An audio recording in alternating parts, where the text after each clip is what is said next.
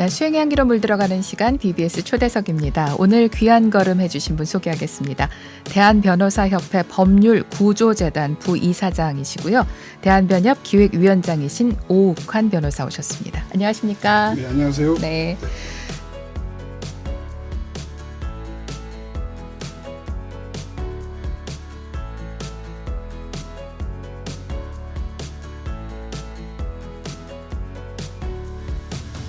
자, 이렇게 오셨는데요. 일단 저희 방송을 들으시는 라디오 청취자분들 그리고 TV 함께 하시는 TV 시청자분들께 인사 먼저 부탁드리겠습니다. 네.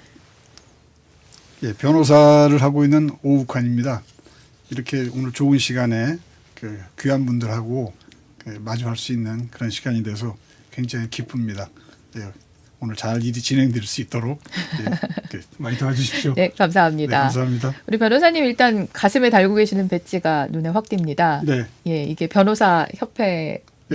변호사 빠집니다. 아, 변호사다. 변호사 빠집니다. 아, 네. 나는 변호사다. 그렇습니다. 아, 네. 그러면 이제 변호사가 되시면은 이제 다 하나씩. 네. 네. 3121번입니다, 제가. 아, 그 번호도 있군요. 예, 1905년인가에 그 변호사 제도가 도입된 이후에 네.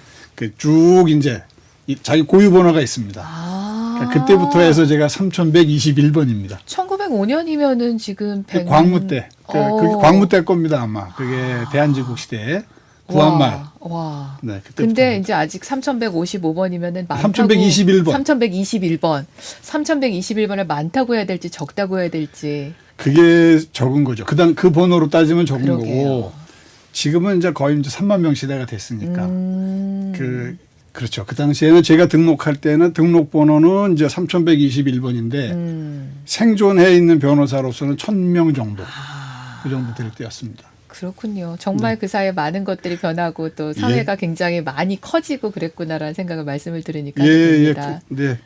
그만큼 이제 우리나라 이제 인권이 많이 신장된 그런 상황에 들어가 있는 거죠. 1980년대 변호사가 되셨던가요? 네, 88년에 등록을 했습니다. 88년도에. 아, 네, 올림픽 할 때네요. 네, 시험이 된 건 82년도에 돼서 그렇게 따지면 40년 생활입니다. 그러네요. 네. 돌아보면 그래도 많이 발전하고 달라진 점이 있지만은 그럼에도 불구하고 아마 법조인으로서 해야 될 부분들이 참 많으시다 싶을 것 같아요. 네, 아직도 그건 뭐 어디나 마찬가지고 또 뭐 어느 시절에나 다 그랬습니다만은 네. 다 그 사각지대가 있거든요. 인권 사각지대가 있어서 변호사들은 항상 그 첫째 저희 사명이거든요. 그래서 그 다른 법률에 보면은 네. 법률의 제1조가 그러니까 네. 뭐든지 이제 어떤 조직이라든지 기구가 만들어질 때는 그 법이 있어야 되는데 그 보통 그 법을 만들면 제1조는 그 법의 목적을 정합니다. 그렇죠. 그래서 제1조가 목적으로 돼 있어요. 근데 변호사법만은 네. 1조가 사명으로 돼 있습니다. 사명으로. 네, 목적이 아니라 사명이어서 네. 그래서 거기서 아까 그 사회자께서도 이제 말씀하신 것처럼 네. 그 기본적 인권을 옹호하고 사회정의를 실현한다 하는 게 변호사의 이제 사명이다. 네. 그 말씀을 하셨는데 네. 딱 그렇게 돼 있습니다. 그렇군요. 네. 오욱환 변호사는 사실 알고 보니까 찐 불자래더라. 그래서 네. 불자 변호사, 불자 법조인의 방점을 찍어서 저희가 모시게 됐습니다. 부끄럽습니다. 나는 불자다. 인정하십니까? 아, 그렇죠. 예. 둘도 없는 불자다. 둘도 없는 불자다. 그거는 뭐 확실하죠. 그렇군요. 네. 아니 그렇게 어떻게 해서 또 불교계와 그렇게 인연을 맺게 되셨어요? 인연이라는 게 아니고 그렇게 따지면 뭐 어머니죠. 어려서 어머니 절에 가실 때 따라가고. 모태불자시군요. 하여튼 그것까지 제가 개념 정의를 해본 적은 없는데 네. 어머니 절에 가실 때 따라가고 아버지 어머니 가실 때 같이 따라다니고 뭐 관광도 좀 이렇게 절 관광도 많이 관광도 다니고요. 많이 하시고 예. 밥도 먹으러 많이 가고.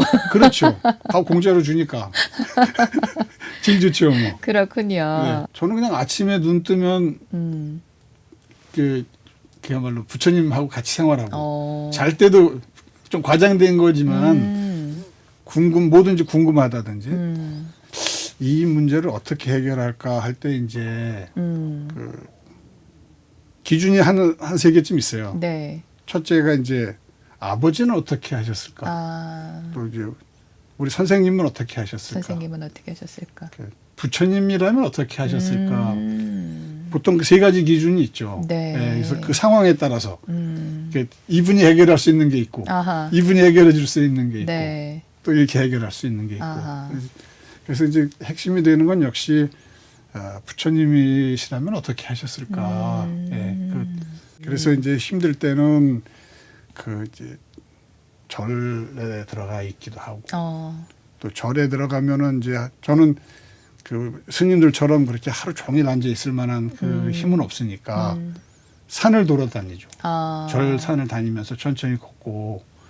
그래서 그럴 때는 이제 그 많이 위로가 돼준 스님들이 계셨죠.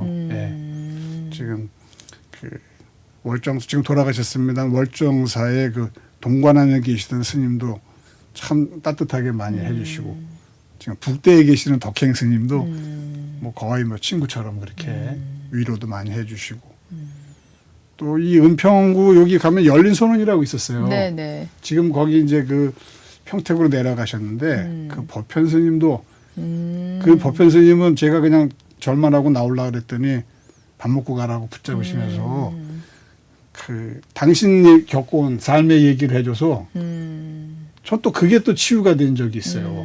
그 어른한테 그 얘기를 들으면서. 그렇구나. 예. 그리고 또 뭐 근본적으로 맨날 가서 이제 붙잡고 매달리는 분은 이제 구룡사의 이제 정우 스님. 예. 뭐 워낙 뭐 따뜻하게 대해주시고, 그다음에 이제 정신적으로 늘 이제 공부하는 거는 이건 이제 인터넷으로 이제 공부하는 거. 네네. 그거는 이제 그 종범 스님의 법문. 그냥 한국의 부르나 존자. 네. 예. 눈 뜨면 이제 듣고 잘 때도 듣고.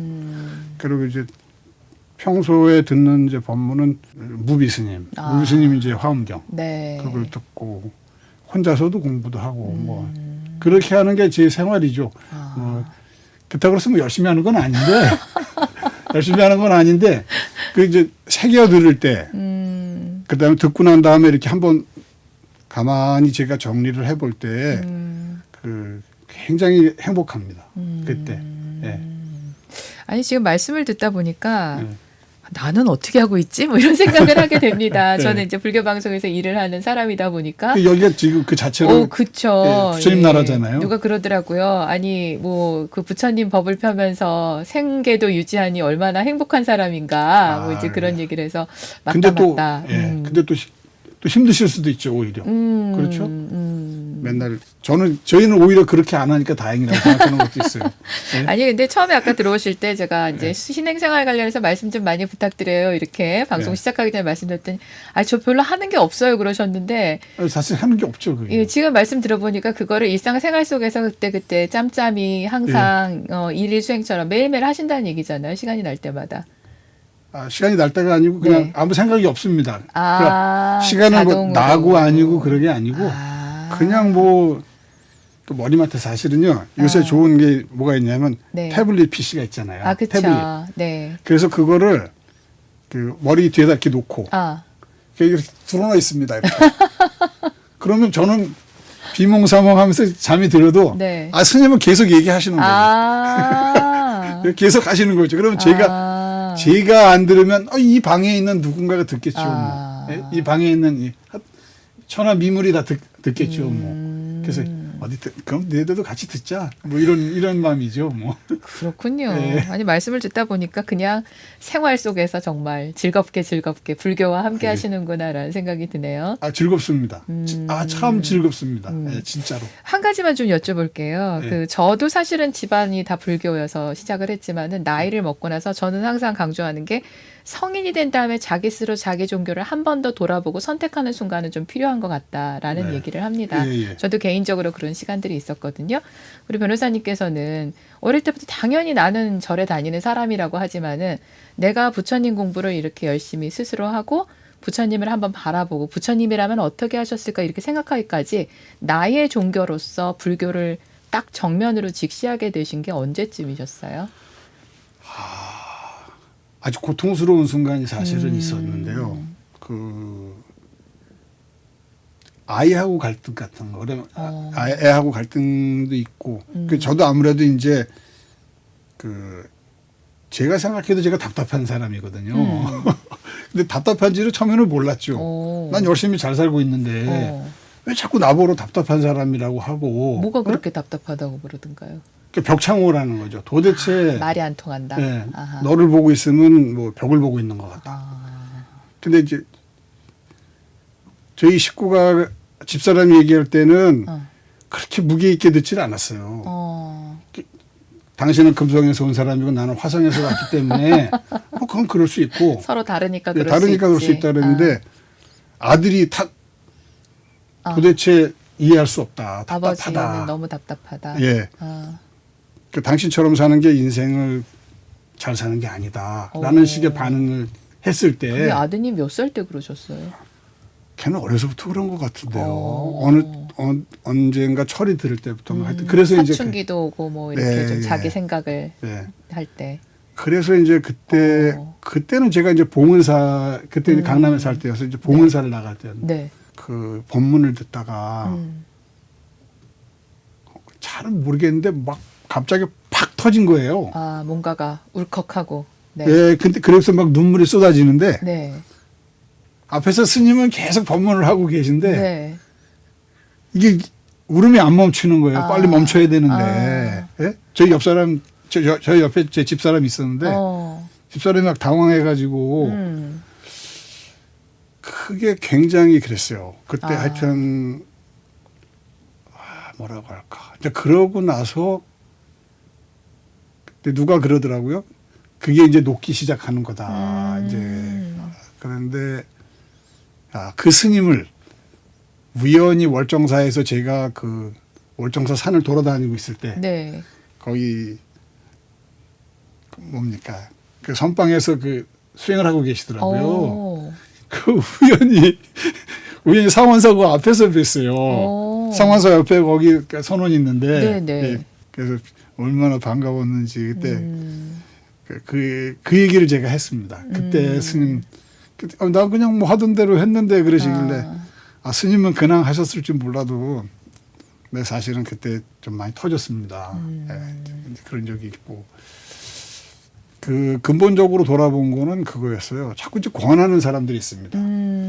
교회 가자. 예. 제 친구들이 또 교회 다니는 사람이 많아요. 예, 그래서 열심히 이제 하시는 분들도 많으시죠. 그래서 점검을 그러면 이제 친구들이 권하는 얘기도 있고 왜 가자고 하는지도 얘기하지 않습니까? 그래서 제가 이제 혼자 쭉 이렇게 점검을 해봤어요. 아까도 말씀하셨습니다만 그 평등과 박애, 평등과 자비 이제 이 얘기를 하셨는데 결국 부처님의 평등관이라고 하는 건 여타 종교의 평등관하고는 다르다. 그거를 느꼈죠. 그걸 제가 점검하면서 이렇게 평등할 수 있을까? 예. 그러니까 그 발을 씻으시고 자리에 같이 앉아서 참선해 드시는 그 대목이 그 모든 비구들하고 같이 앉아가지고 그 장면을 이렇게 그려봅니다. 똑같이 앉아서 우리 아침에 이제 이 아침 예불 하는 그 장면이 나오지 않습니까? 텔레비에 그만큼 있어도 장엄한데 예? 작은 큰 법당 하나 가득 채워야 뭐 한 100명, 200명 되지 않겠습니까? 그것도 장엄한데 1250명이 이렇게 앉아가지고 탁발을 갔다 와서 일제히 한결같이 한 몸처럼. 근데 거기에 따로 앉으시는 것도 아니고 다 같이 앉아서 하는 그 평등 그 자체의 실천이고 그러면서도 너와 나가 둘이 아니다 하는 생각을 계속해서 이제 몸소 보여주시는 그 대목에 그 평등의 실천, 그 자비의 실천, 그 얼마나 사실 그 마지막 장면에 부처님 마지막 장면에 이제 쿠시나가라로 이제 가실 때 그 이제 제자들이 왜 그 험하고 더러운 곳으로 왜 가십니까? 이제 하니까 내가 가면 좋은 땅이 된다. 사실은 되게 감동적이었죠. 그 되게 감동적이었습니다. 그게 그래서 이제 잠깐만. 진짜 그게 감동적이어가지고 내가 가면은 그 험지조차도 좋은 땅으로 바꿀 수 있고 다 좋은 곳이 된다라는 그 말씀. 지금도 다 그게 뭐 부처님 이제 팔상송도 하신 그거 이제 그 얘기를 이렇게 늘 들을 때마다 보통 이제 구시나가라 가는 대목은 사실 얘기를 잘 안 하시거든요. 성도하고 이제 그 항마하는 대목 뭐 이런 거 한 그런 거 이제 나오지만 저는 딱 그 대목이 굉장히 마음에 와닿았어요. 내가 가면 깨끗해진다. 그거는 아무나 할 수 있는 사실은 행동도 아니고 말도 아닌 거죠. 깊이 마음에 자리 잡고 있죠. 그렇군요. 예, 예. 아니 지금 라디오 들으시는 분들은 뭐지 그러실 텐데 아마 TV 네. 보시는 분들 아시죠? 눈이 막 촉촉해지셨어요. 순간적으로 울컥하셨어요. 근데 정말 뭔지 알 것 같은 게 이렇게 불자로서 생활을 하다가 어느 순간에 내가 불자임을 탁 느끼게 되는 순간 그리고 말씀처럼 스님은 그냥 하신 그 법문인데 거기에 내가 네. 뭔가가 탁 와서 닿아서 탁 터지고 녹아내리는 그 느낌. 네. 그리고 말씀처럼 부처님의 그 일대기를 다룬 팔상도를 보다 보면 어느 한 대목에서 딱 그 있지 않습니까? 예, 예. 예. 그 인도에 가면은 자기가 인연이 있는 곳에 가서 울고 오게 된다라는 그런 말씀들을 전설처럼 그렇습니까? 하세요. 그래서 예. 그 인도에 가서 그 8대 성지를 돌다 보면은 나와 가장 인연이 깊었던 곳에 가면은 자기도 모르게 눈물이 터져 나온다. 예, 예. 그러면 예. 내가 과거에 부처님과 어떻게 인연이 있었는지 아마 알 수 있지 않을까 하는데 지금 말씀드린 우리 변호사님은 뭔가 쿠시나가라 쪽에서 인연이 있으셨던 게 아닐까 싶네요. 이름이 좀 구석구석한 것 같아요. 그래서 하여튼 뭐 저하고 좀 가깝지 않았을까? 그렇군요. 예. 그리고 뭔가 그렇게 내가 뭔가를 하겠다라는 어떤 그런 거, 네. 나로 인해서 뭔가 세상을 갖다 깨끗하게 만들겠다라는 거. 변호사라는 직업도 사실은 그런 어떤 그 저쪽 동네 말로 하면 소명의식 어떻게 보면은 자부심과 어떻게 심지 굳은 게 있지 않으면은 가기가 그렇게 쉬운 길은 아닌 것 같아요. 어려운 처지에 있는 사람을 저희는 특히 어려운 처지에 있는 사람을 많이 만나죠. 저도 이제 법조 생활을 하면서 그야말로 풍족한 사람들을 편에서 일을 한 건 아니었거든요. 또 그럴 수도 없었고. 근데 그럴 때마다 이제 느끼는 게 참 세상이 많이 불공평한 부분이 있다. 이런 걸 느끼죠. 그래서 마음 아픈 적이 사실은 많습니다. 그렇다고 말도 못하고 또 어줍지 않게 뭐 보일 수도 있거든요. 뭐라고 할까, 뭐 값싼 동정이라고 할까, 이제 이렇게 느낄 수도 있기 때문에 이렇게 표현하자면 조심스럽고 또 저렇게 하자니 또 어떻게 하면 또 건방져 보일 것 같아서 또 상가는 것도 있고. 근데 이러다 보니까 그게 이제 누적이 됩니다, 이 마음속에. 그래서 이제 그럴 때마다 사실은 한 번씩 이렇게 왜 운동선수가 이제 운동을 많이 하고서 이제 데미지가 쌓이면 네. 이걸 자기를 푸는 방법들이 다 각각 다 있지 않습니까? 네. 그러니까 저는 그럴 때 사실은 월정사를 많이 갔어요. 그리고 월정사에서 또 많이 또 도와주셨습니다. 그래서 가면은 전 월정사 대웅전은 잘 아시다시피 그 적광전이라고 이름이 달려 있죠. 이제 석가모니 부처님이 앉아 계신데 그 비로자나 부처님으로 네. 이제 다 섬기고 있는 거죠. 네. 근데 그래서 이제 거기 가서 앉아서 대화를 합니다. 그 거기 보살님들도 제가 오면 네. 원래 거기 문 닫고 나가시는데 아하. 근데 제가 갈 때까지 기다려줬어요. 아. 다 이제 스님들도 다 같이 저녁 예불 끝나고도 제가 앉아 있으면 그냥 놔두고 계시더라고요. 가라 소리 안 하고. 그래서 앉아서 이제 저는 그 자리가 되게 행복한 자리입니다. 사실 가서 앉아 이렇게 있으면서 제가 뭐 특별히 뭐가 있는 건 아닌데 부처님하고 얘기를 합니다. 거기 앉아서. 이렇게 보고 있으면 또 좋고. 그래서 그때 이제 제일 행복한 시간이거든요. 그럼 갔다 오면은 또 가면은 갈 때는 막 또 가고 싶어서 갔는데 네. 금방 또 실증이 나가지고 빨리 집에 오고 싶어요. 실증이 났다기보다 궁금하죠, 여기가. 예. 뭔가 에너지가 채워진 거죠, 이제. 예. 가면 애초에 계획은 한 2박 3일, 3박 4일 이렇게 갔는데 그거 채우고 온 적이 거의 없어요. 예. 한 2박 3일 계획으로 갔다 당일날 돌아오기도 하고 하루 자고 오기도 하고 이렇게 하는데 다 채운 적은 진짜 한번 내가 뭐라고 할까 정말 이 업이 내가 이게 뭔가 이런 걸 느낀 적이 있어요. 내가 하는 이 일이. 제일 숙제는 자식이었어요. 역시. 저놈한테 신뢰를 받아야 되는데 아니 나는 잘 해주려고 하고 모든 걸 저한테 하고 있는데 왜 나를 불신할까? 아. 왜 아버지에 대해서 부족하다고 느낄까? 근데 그거를 이제 세월 지나면서 조금 알겠더라고요. 아, 많이 부족했다. 네, 많이 부족했다. 이제 그러면서 그게 거기가 업장 소멸터입니다. 사실 저한테는. 네, 저한테는 거기서 그래서 거기 이제 이렇게 산을 딱 하루에 돌기로 딱 좋은 코스입니다.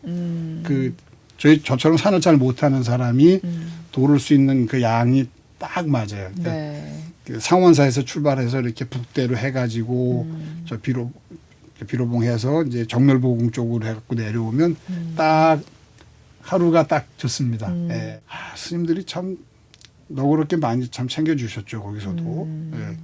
그 더 거슬러 올라가면 이제 저희가 대학교 때는 탄어 스님이 이제 막 그러셨을 때여서 그때 뭐 공부를 많이 했죠. 아, 그 당시에. 네. 그 당시에 이제 고시 공부하고 있을 때인데도 많이 공부를 했습니다. 아. 탄어 스님에 대한 얘기가 뭐 막 돌아다닐 때였으니까 그러다가 또 이제 뭐 무비 스님이 그 이 헌경 강의하시는 거를 꾸준히 들었죠. 그것도 네. 하면서. 근데 너무 재밌어가지고 아하. 막 뭐라고 할까. 막 그냥 막 환희심이 나는 거예요. 그게.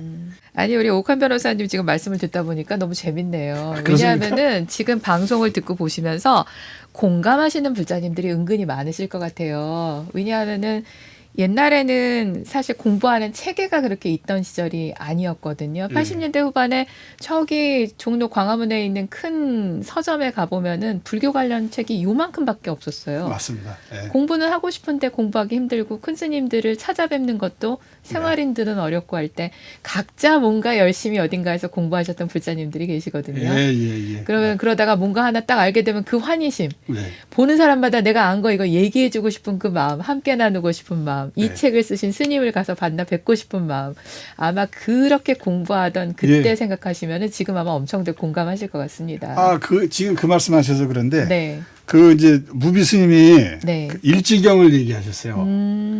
한 장에다가 부처님 네. 말씀을 적어서 음. 그 절 앞에다 놓고 한 장씩 가져가게 했다. 그래서 제가 그래서 그거 듣고 하고 있습니다. 아, 그래서 제가 그거를 네, 그 이제 그 법성계하고 네. 반야심경을 네. 이 좋은 종이에다가 딱딱하고 아주 좋은 종이에다가 어. 비치해 놓고 네. 만나면 사람 하나씩 주고 있습니다. 아 정말요? 네. 오늘 혹시 안 가져오셨어요? 그냥 내가 그거 후회했습니다. 그거 가져올 걸. 네, 그거 가져올 걸 했는데. 또 법보시 하고 계시는군요. 아니 그러니까 그게 다른 사람 다 좋아해요. 우리 뭐 오 변호사님은 지금 생활이 불교고 불교가 생활이고 그리고 매일이 해피해피 하루하루 부처님과 교감하면서 하나씩 닦아나가고 상처를 치유받고 하는 그런 점들이 참 좋다라는 생각이 드네요. 근데 이게 조심해야 되는데. 네, 근데 누가 저를 아는 사람이 네. 아, 저거 진짜야? 뭐 이렇게 또 생각할 수도 있는데 진짜입니다. 네. 다른 사람의 생각이 뭐가 이렇게 중요하겠습니까? 내가 진실되게 하고 내가 행복하면은 그게 가장 중요한 거 아니겠습니까? 네. 아, 변호사 생활을 하시면서 어떻게 이렇게 불자로서 열심히 하실 수 있었나라는 생각을 했는데 바로 이런 부분들이 있었네요. 보니까 그 선해 품계를 받으셨어요. 네. 이게 네. 선해 품계가 뭔가 좀 설명을 드리면은 그 조계종에서 그 일반 불자들 신도들의 그 품수를 하는 그 단계가 있는데 제가 불자로서 가장 높이 받을 수 있는 품계가 이 선해 품계입니다. 뭐 부처님께서 뭐 이렇게 부처님이 되시기 전에 선해보살이셨다는 그런 얘기도 있는데 네. 2015년에 받으셨네요. 네. 아니 어떻게 이렇게까지 인정을 받으셨을까? 아 그게 이거 조금 좀 부끄러운데 네. 그거 사실은 무슨 당신 받을만 하니까 받으시오 이렇게 된 게 아니고요. 네. 그 제가 이제 불교 법조인회가 있습니다. 네네. 그 이제 우리가 이제 한 달에 한 번씩 모여서 이제 법회를 하는데 네. 그 법회 날 그 회장님이 네. 이게 조계종에서 지금 이 선해 품을 지금 하사한다고 합니다. 아하. 그러니까 품계를 받을 사람 이러는 거예요. 근데 제가 보기엔 사실 거기 계신 분들 다 이 한도합니다. 사실 한도하는데 다 얌전히 가만히 계시더라고요. 그러니까 회장이 좀 난처하신 거예요. 누가 받으러 가야 되는데 그래서 제가 손들고 내가 받으러 가겠습니다. 그러니까 제가 손드니까 옆에 있는 사람들이 네.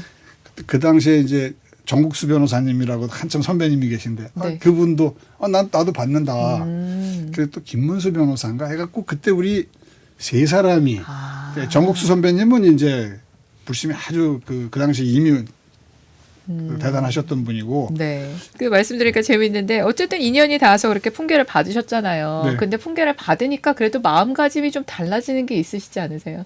심하게 달라졌죠. 심하게 달라지시는구나. 예. 심하게 달라지죠. 어. 그게 그러니까 뭐라고 할까. 오늘도 살짝 지금 경고망동하고 있는데 그 조심하게 되고요. 네. 그리고 항상 새기게 됩니다. 네. 거의 말은 그래도 지금 구지보살 아닙니까? 어쨌든 구지보살인데 솔직히 초지 근처도 못 갔는데 그래서 좋다 그러면 하여튼 뭐 가보자 뭐 열심히 이런 하자. 그런 거죠. 그렇군요. 누군가에게는 뭐 어떻게 보면 시작이 될 수도 있고 누군가에게는 마무리가 될 수도 있겠지만은 구도의 길이라는 것도 자기가 수행하는 길이라는 건 끝은 없는 것 같습니다. 네. 네, 우리 또 오늘 변호사님 말씀 들으면서 아까도 말씀드렸지만은 그래 맞아 나도 저렇게 시작했는데 혼자 하느라 힘들었는데 나 같은 사람들이 참 세상에 많이 있었구나. 그리고 정말 열심히들 하시는구나. 공감하시고 또 힘을 받는 분들 많이 계실 것 같아요. 그러면 얼마나 다행이겠습니까. 네. 자, 오늘 저희가 대한변호사협회 법률구조재단 부이사장이시고요. 또 기획위원장이신 오욱환 변호사님 모시고 얘기 나누고 있는데 사실 그 직업 얘기는 아직 하나도 못했어요. 신행생활 얘기하다 보니까 법률구조재단. 네.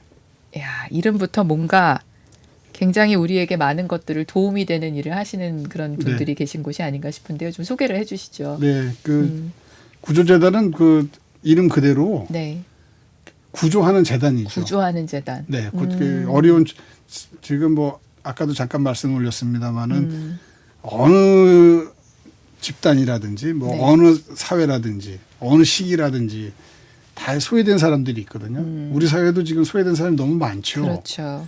이게 빛과 뭐 그림자 비슷한 건데 사회가 발전하면 발전할수록 그림자의 길이나 그림자의 깊이나 크기나 이런 게 다 너무 커지거든요. 그리고 전에는 불행하다고 느끼지 않았던 사람들이 불행하다고 느끼고 있습니다. 근데 그런 부분들에 대한 사실 마음의 치유도 필요한 거고 실질적으로 또 생활 자체에 대한 도움도 필요하고 주로 이제 우리 구조재단은 그런 걸 하고 있는 거죠. 지금 대표적인 게 이제 한부모 또 그다음에 뭐 미혼모라든지 또 이혼한 사람이라든지 외국인 뭐 탈북자 뭐 이런 사람들에 대한 사실은 전반적인 구조 활동에 굉장히 집중하고 있습니다. 그런데 이제 다행스럽게도 우리 이사장님이 많은 부분을 지금 해결해주고 계세요.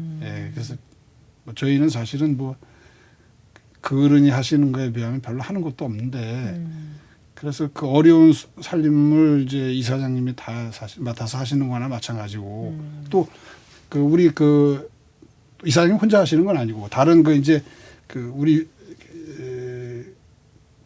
중요한 또 변호사들이 있거든요. 또 이제 법인도 있고 로펌 같은 데서도 또 아낌없이 또 지원도 해주시고 해서 운영을 하고 있습니다만 워낙 손이 가야 되는 데가 많습니다. 그러니까 인력도 부족하고 실제 재정적으로도 많이 부족하고 그래서 정부 지원도 좀 나오지만 저희 이제 사실 이거 보면서 조금 더 많은 도움이 필요하겠다. 공적인 도움이 좀 필요하겠다. 이제 이런 걸 느끼죠.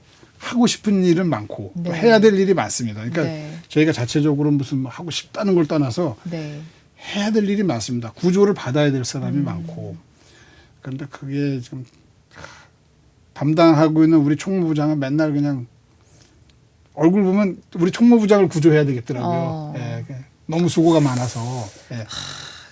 사실 불교계에서도 꾸준하게 추진하고 있는데 해결되지 않는 게 차별금지법 제정이라든가 뭐 이런 부분들이 있잖아요. 사실 인권이라는 부분과 평등한 무언가를 법 앞에서 평등할 수 있는 것을 누릴 수 있게 해줘야 되는데 그 구조라는 표현을 쓸 정도로 사실은 사각지대가 많다는 그런 말씀이시잖아요. 그렇습니다. 네. 근데 그런 부분들을 뭔가 그 역할을 변호사들이 하기 위해서 사회적으로 우리가 역할을 해보자 해서 만들어진 게 이제 이 대한변호사협회 법률구조재단인 거네요. 예, 갈수록 근데 이제 갈수록 네.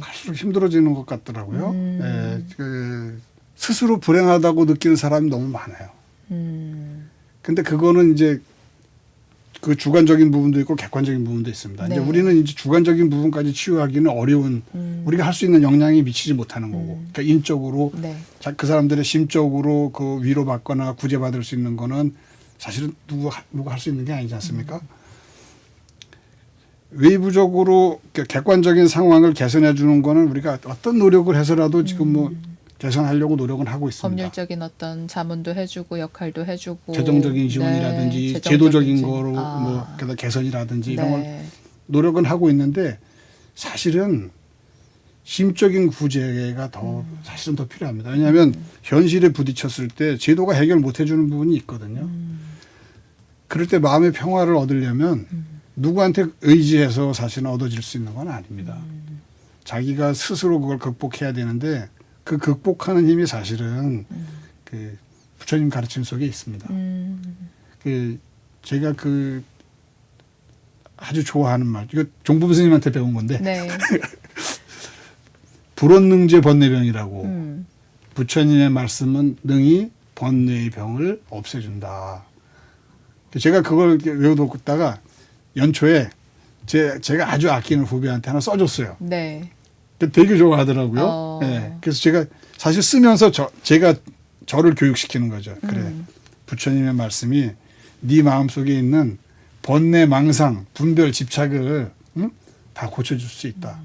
어려울 때 부처님을 만나라. 그런 거죠. 그래서 제가 우리 구조재단이 사실은 내놓고 할 수 있는 말은 아니지만 그거는 원래 우리 영역에는 벗어나 있는 거지만 그 진짜 구조받으려면 또 구제받으려면 그거는 자기가 자기를 구제할 수밖에 없다. 그러려면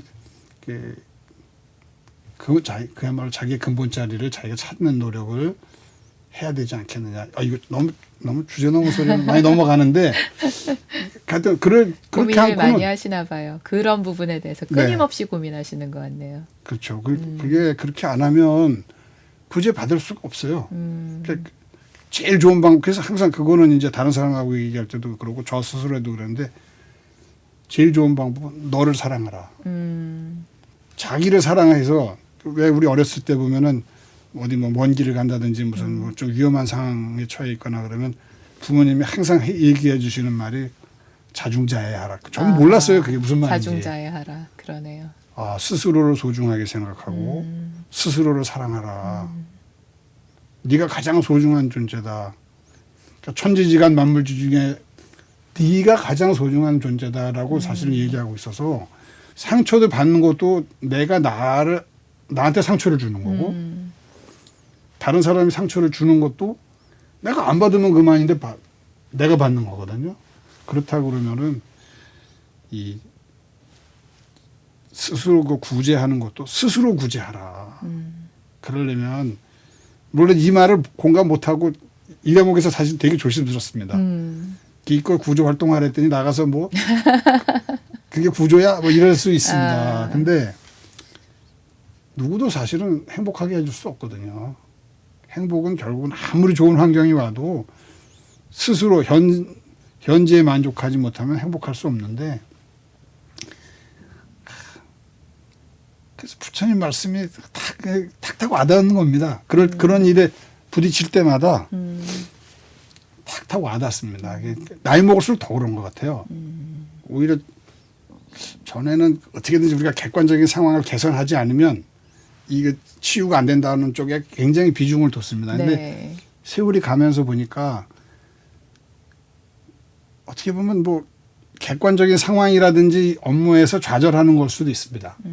그러니까 자꾸 이제 도망가려고 하는 것처럼 느껴질 수도 있는데 도망가려고 하는 게 아니라 가장 적극적인 치유법이 아닌가. 스스로 자제할 수 있는 그 그런 힘을 길러야 되겠다. 이제 그게 필요하겠다. 뭐랄까요? 지금 말씀드리면서 굉장히 조심스러워하시는데 그런 생각이 들었습니다.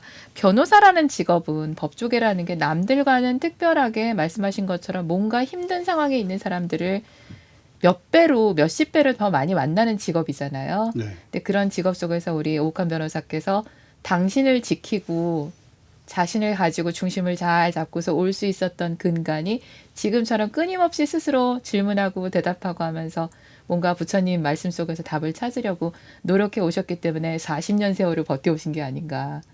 더 해야죠. 드네요. 더 하셔야 되나요? 아, 그럼요. 아니, 이게 40년 버텼다는 게 아니고요. 그냥 어찌어찌 하다가 그냥 사실은 지금까지는 온실 속에서 살았다고 볼 수 있죠. 근데 이제는 어쩌면 그게 오늘을 계기로 해서 이렇게 바뀔 수도 있는 건데요. 선의 품수를 받으셨던 그때만큼 아마 이번에도 또 다시 한번 스스로를 또 다지는 계기가 되지 않으실까라는 그런 생각이 드네요. 오늘 지금 새로 수계하는 기분이에요. 수계받는 이게. 네. 네. 다음 마무리 코너 넘어가기 전에 그 책 얘기했는데 그래도 신간인데 좀 소개하실 시간을 좀 드려야 되지 않을까 싶어요. 아유, 감사합니다. 격동 메이지 유신 이야기 4월에 나왔더라고요. 네. 예, 어떤 책입니까? 예, 제목 그대로 일본의 메이지 유신. 메이지 유신에 대한 거를 어려운 틀이 아니라 네. 이야기식으로. 그 네루가 그 자기 뭐 딸한테 이렇게 감옥에서 세계사 이야기를 전해주듯이 저도 이제 이렇게 편안하게 그 우리 손주를 상대로 이렇게 설명해주듯이 아하. 그 메이지 유신에 대한 이야기를. 네. 메이지 유신을 고른 거는 사실은 네. 그 굉장히 중요하기도 하고 저는 중요하다고 생각하고 그게 그 세계사에 그만큼 묘하게 얽혀 있는 사건이 없다 이렇게 봅니다. 아주 묘하게. 그 일본에서 또 연구하셨던 그 인연도 있으신 것 같아요. 그렇죠. 예전에. 네, 그것도 뭐 우리가 메이지 유신을 사실은 잘 모릅니다. 한국 사람들. 잘 모르죠. 일본 사람도 정확하게 잘 모르고 단지 이제 보통 아는 거는 그 나라를 바르게 세워보려고 하는 애국지사들이 모여서 그 뜻을 펴서 네. 그 무슨 새로운 나라를 만들자 이렇게 했다고만 하고 그렇게 쭉 이제 설명이 돼 있는데 네. 제가 보기에는 막 의문점이 너무 많은 거예요. 그렇게 역사 서술하는 데 있어서. 네. 그래서 이제 의문을 가지고 이제 쭉 이제 공부를 했었습니다. 근데 요새 이제 집에 있는 시간도 많아지고 전 같지 않아서요. 그래서 그렇다 그러면 뭔가를 좀 한번 해봤으면 좋겠다. 그때 딱 손에 잡은 게 그래. 그러면 내가 이 메이지 유신을 한국 사람 입장에서 한번 풀어 나가보자. 이제 이런 생각이 있고 그게 우리한테도 사실은 굉장히 깊은 상처를 준 사건입니다. 사실은 뭐 잘 아시다시피 메이지 유신을 통해 가지고 일본이 나라의 틀을 바꾸면서 그 생긴 힘을 주변으로 뻗쳐나갈 때. 엉뚱한 대로 풀었죠. 네. 네. 뭐 그렇다고 볼 수 있죠. 저희 입장에서는. 예. 그러면서 이제 자기들도 사실은 모순에 빠져드는 거죠.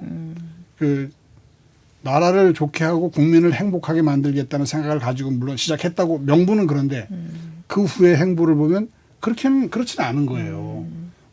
그야말로 뭐 소위 부국강병을 내세우면서 자기들도 부패 구조 속에서 살았거든요. 그러니까 그런 모순을 안고 이게 살아온 그 사람들입니다. 그러다 보니까 자기들도 그야말로 군국주의의 길로 내달린 거죠. 그래서 주변의 국가들한테도 피해를 많이 주고. 그 일본 정치는 정치대로 메이지 유신 체제가 그대로 유지되고 있는 거예요. 그 당시에 문제돼 있던 사람들이 지금 문제라기 아니라 그 당시에 그 중심에 있던 사람들의 자손이 계속해서 지금 그게 나와 있고 심지어 뭐 단적인 예로 고이즈미 먼저 총리의 아들이 30대 뭐 초반쯤에 딱 국회의원 되니까 바로 신문에서 뭐라고 썼냐면 다음번 총리감이다. 그러니까요. 대물려서 정치하는. 그 말도 안 되는 얘기죠 사실은. 이 사람 검증을 해본 적이 없잖아요. 그런데 당장 그런 얘기가 나온다. 그거는 저는 그때 되게 우스웠어요. 그다음에 쭉 보니까 그 틀을 유지하고 있기 때문에 그런 식으로 기사가 나갈 수밖에 없다.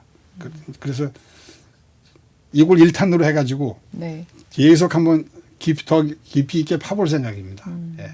그러니까 우리나라 이거를 쓴 근본적인 이유는 우리가 일본도 정확하게 알고 우리나라도 우리나라 젊은이들이 다시 좀 이렇게 좀 뭐라고 할까 힘도 좀 갖추고 파이팅할 수 있는 화이팅할 수 네. 있는 그런 계기로 삼을 필요가 있겠다. 정확하게 알고 옆 나라를 정확하게 알고 우리도 어떤 그 정신적인 무장이라고 할까 이런 걸 분명하게 해서 자, 현대를 살아가면서 또 우리나라의 어떤 그 역사적인 굉장히 중요한 시기에 그 관련된 그런 얘기가 아닐까 싶은데요. 오욱환 변호사의 왠지 전공은 다르지만 한번 읽어보고 싶어지는 네. 예, 잘 부탁드리겠습니다. 네, 격동 메이지 유신 이야기. 네. 후회는 짧게 해야 되고 그리고 교훈은 많이 삼아야 되는 거죠. 예, 예. 네. 세상을 읽는 이 책에 사실은 제가 쓴 그 요체는 뭐냐면 세상을 보는 눈을 키우자는 겁니다. 그냥 막연히 적응하지 말고 어떤 현상에 적응하지 말고 어떤 현상이 생겼을 때 전체를 조망할 수 있는 그런 안목을 우리도 길러보자 하는 생각에서 종래 그 유신 메이지 유신에 대한 것과는 좀 다른 시각으로 그렇게 찾아서 이렇게 연결해서 썼습니다. 알겠습니다. 네. 여러분 좀 관심 많이 가져주시면 감사합니다. 좋겠습니다. 네. 자, BBS 초대석 오늘 대한변협 법률구조재단 부이사장이자 대한변협 기획위원장 오욱환 변호사 함께하고 있습니다. 자, BBS 초대석의 시그니처 질문 드리겠습니다. 네. 단답형으로 부탁드립니다. 오욱환 변호사에게 내 인생에 한 사람이 있다면 그 사람은 누구입니까? 그 아내죠. 부인을. 네. 네. 그건 뭐 여지가 없죠. 그럴 때는 한 세 사람 좀 물어주시면 안 돼요? 뭐 세 사람 하셔도 되긴 하지만 일단은 부인을 선택하셨으니까 간략하게 왜 부인인가? 그러니까 제가 밖에서 나쁜 사람이라고 얘기를 하면 그런 얘기를 들으면 저를 나쁘게 만드는 사람이 있을 겁니다. 물론 제가 나쁜 놈이니까 그럴 수도 있죠. 근데 옛날부터 그런 말이 있습니다. 좋은 사람은 집에 가보면 좋은 아내가 있더라. 그 외적인 측면에서 이제 그런 거고 나쁘다는 얘기는 별로 사실은 그렇게 뭐 안 듣고 살았거든요. 근데 그런 거 하고 그리고 스스로 봐도 참 팔불출인데 이만한 사람 없다. 이만한 사람 없다. 살림도 잘해주고 뭐 그러니까